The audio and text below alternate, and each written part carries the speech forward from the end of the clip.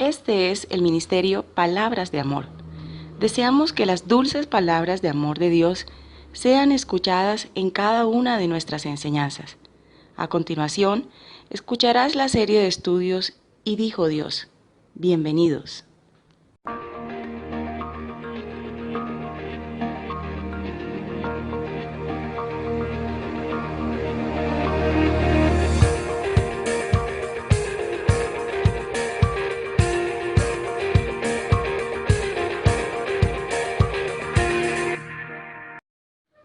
Bienvenidos al Ministerio Palabras de Amor, y este es su programa Y dijo Dios.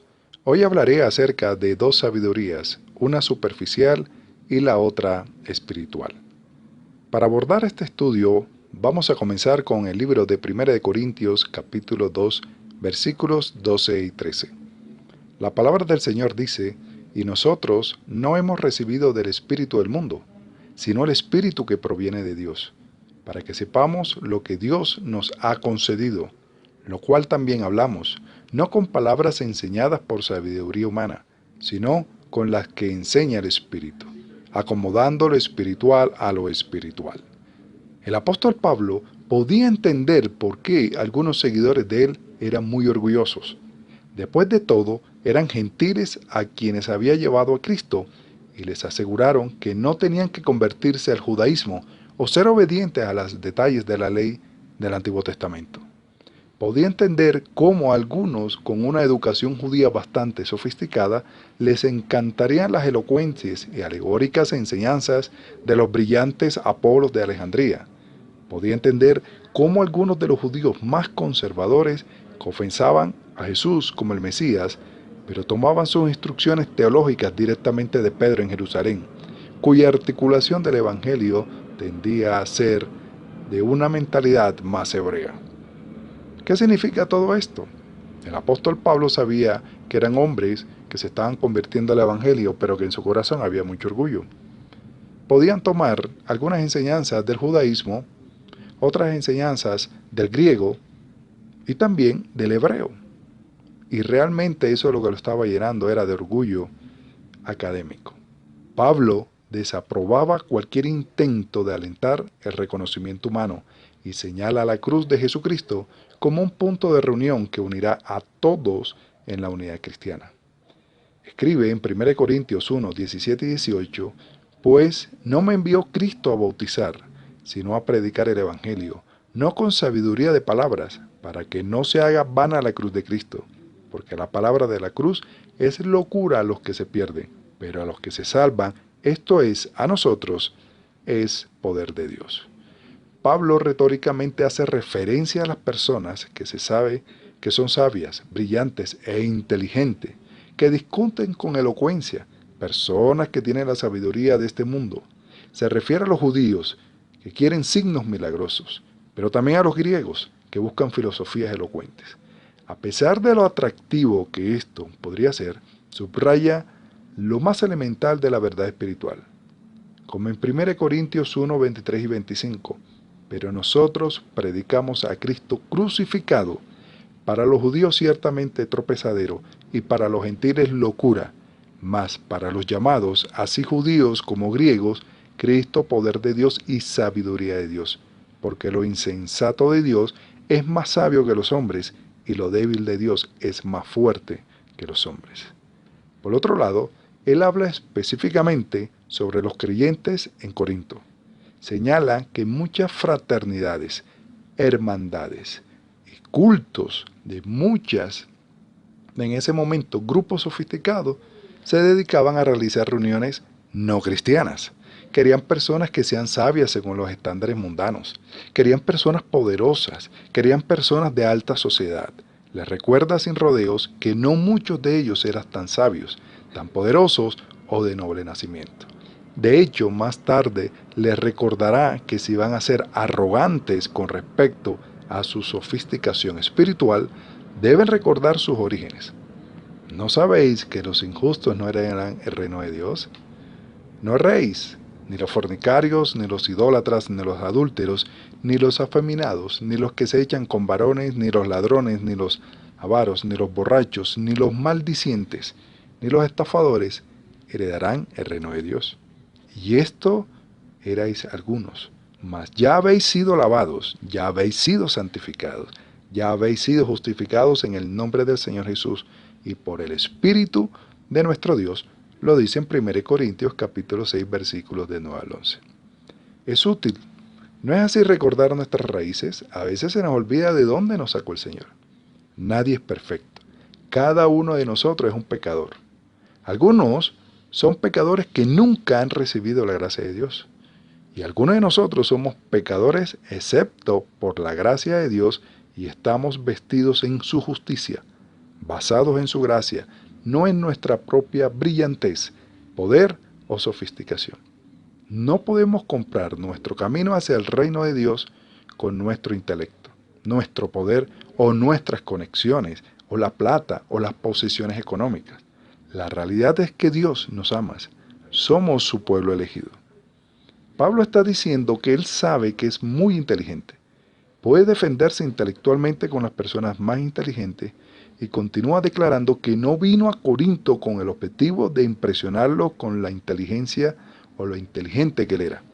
Él escribe, porque decidí no saber nada entre ustedes, excepto Jesucristo y el crucificado, 1 Corintios 2:2.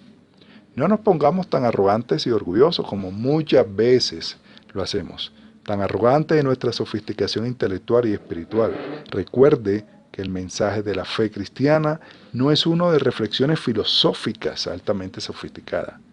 Más bien, es una palabra elemental, la palabra de la cruz. En el momento que usted y yo olvidamos eso, comenzamos a desarrollar un elitismo orgulloso.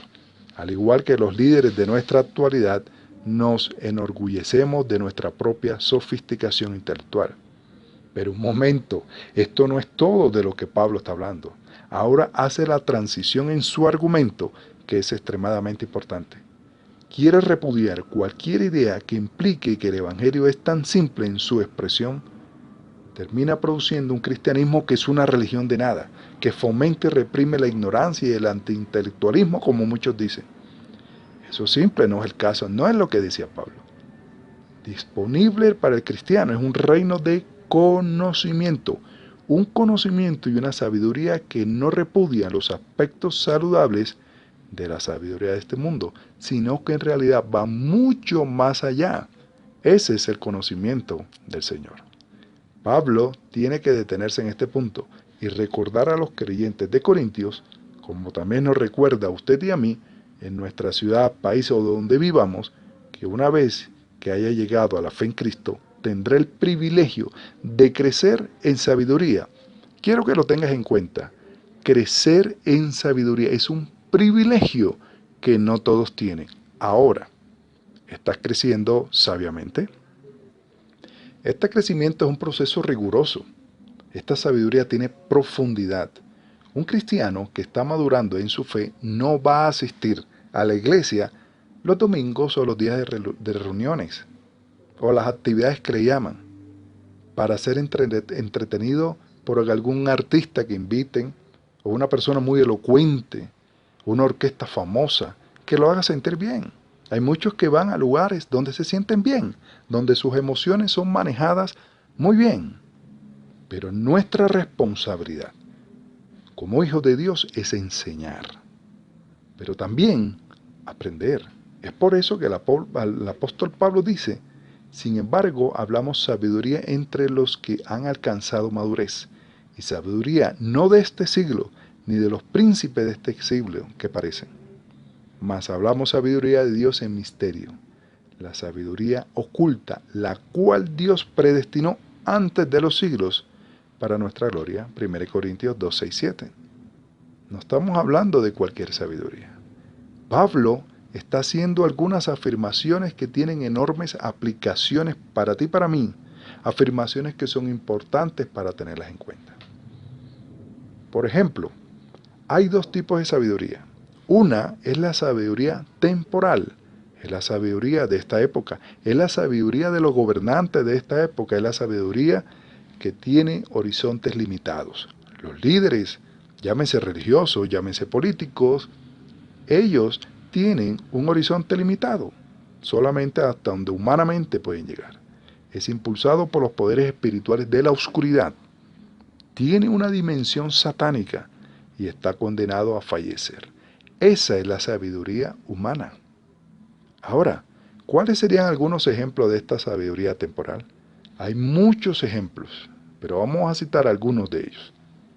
Por ejemplo, el naturalismo nos dice que vivimos en un universo cerrado de causa y efecto. Lo que experimentamos a través de nuestros sentidos es todo lo que hay. Fuera de lo que tú puedes experimentar en tus sensaciones, no hay más nada. Ese es el hombre natural. Pero también está el humanismo secular. Nos coloca como seres humanos en el centro de toda realidad, sin dejar lugar para la palabra de la cruz. Deberíamos ser buenos el uno con el otro. Es malo ser malo. Pero no hay una definición clara de lo que es bueno y lo que es malo. Es un esfuerzo unidimensional para descubrir de alguna manera cómo los seres humanos pueden vivir juntos sin ninguna noción de poder divino superior. Esto se convierte tan rápidamente en un estilo de vida determinado por la corriente del mundo. Es el humanismo, y hay muchos líderes que hablan de humanismo. Pero también está el hedonismo, que declara un universo que no tiene un significado real.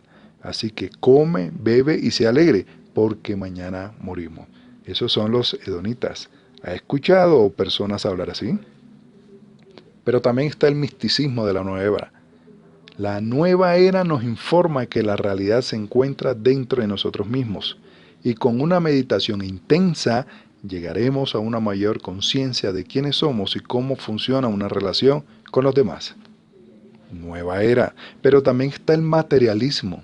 Este estimula nuestra naturaleza inquisitiva, prometiendo que la riqueza y el poder es el propósito de la vida. El que tenga más juguetes, como se dice popularmente, este es el que gana. ¿Usted ha visto eso? Y no vamos tan lejos, vamos a algunas religiones, incluidas algunas llamadas cristianas, que donde se manifiesta es el materialismo, y el que tenga más dinero, el que tenga más posesiones económicas, ese es el mejor. Pero también hay uno muy peligroso y es el cristianismo apóstata.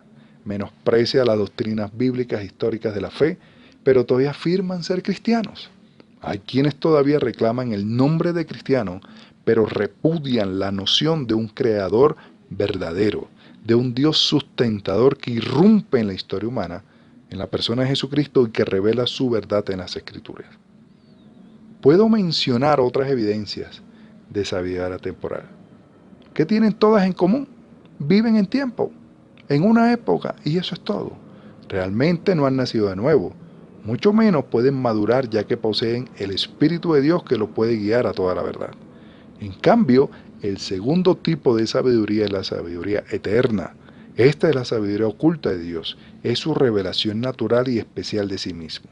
Esto dura para siempre y es el fundamento último de todo ser en el que usted y yo podemos arriesgar nuestras propias vidas, entregarnos a un Dios vivo, a un Dios real que puede mantenernos hasta la eternidad.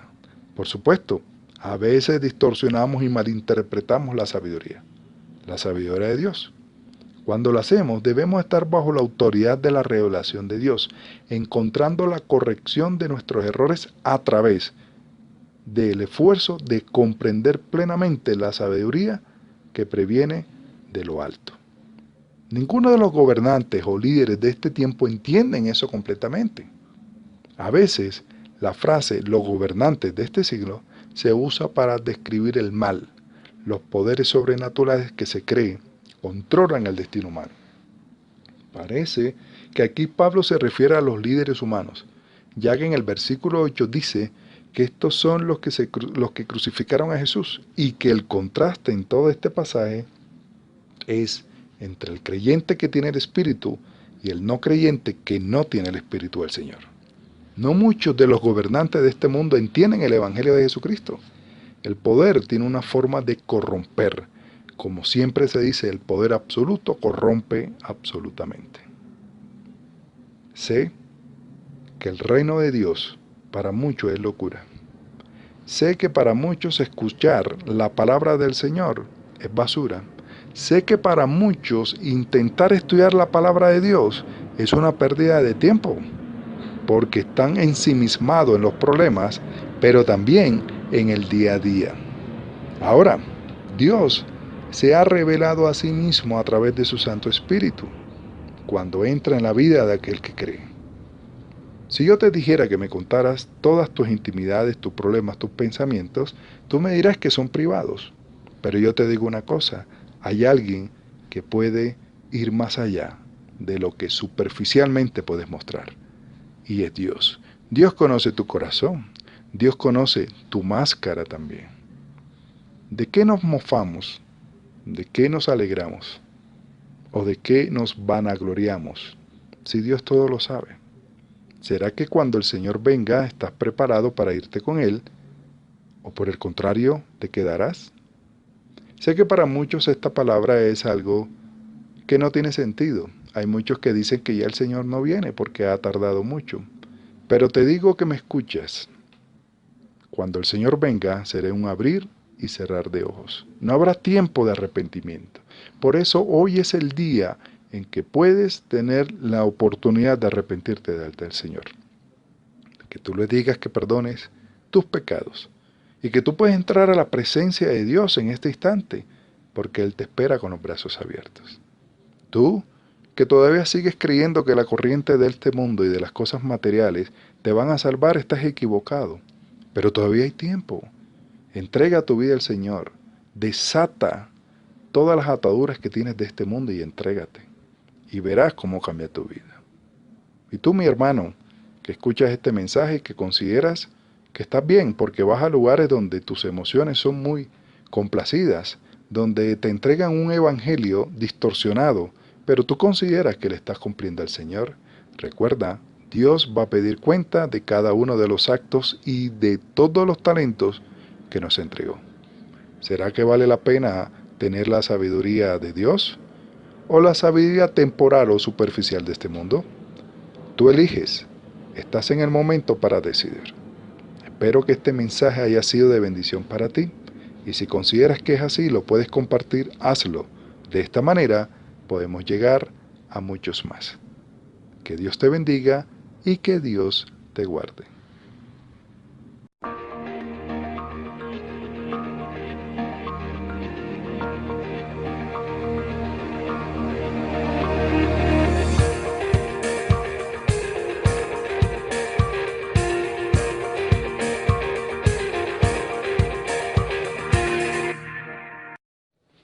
Amigos, el poder del amor de Cristo tiene total capacidad para transformar la vida de todo aquel que cree en su verdad.